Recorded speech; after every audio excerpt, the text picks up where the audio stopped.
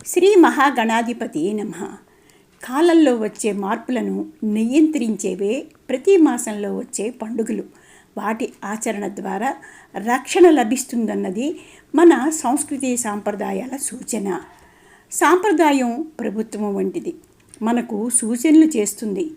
ఆచరించాలా వద్దా అన్నది వారి వారి విజ్ఞత కర్మఫలంపై ఆధారపడి ఉంటుంది. ఇక మన తెలుగు మాసాలలో వచ్చే 5వ మాసం శ్రావణ మాసం.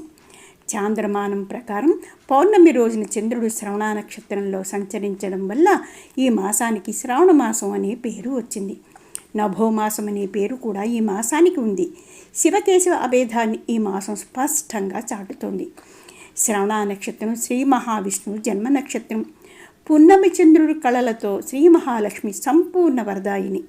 ఈ మాసంలో ప్రతి శుక్రవారం శ్రీ మహాలక్ష్మి అనుగ్రహమే.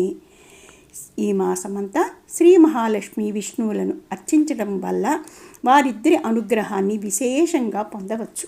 అలాగే ఈ మాసంలో సోమవారాలు శివునికి ఎంతో ప్రీతికరమైనవి.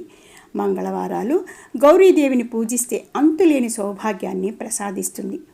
వేదాలను కాపాడడానికి శ్రీ మహావిష్ణువు హయగ్రీవునిగా అవతరించారు. శ్రీకృష్ణ పరమాత్మ కూడా ఈ మాసంలోనే అవతరించారు. గరుత్మంతుడు అమృత భాండాన్ని సాధించింది కూడా ఈ మాసంలోనే. మహానదులలో అంటే జీవనదులలో తప్ప మిగిలిన నదులలో ఈ మాసంలో స్నానం చెయ్యరాదు. ఇంతటి విశిష్టమైన శ్రావణ మాసాన్ని సాదరంగా ఆహ్వానించి ఆచరించి ఆనందిద్దాం.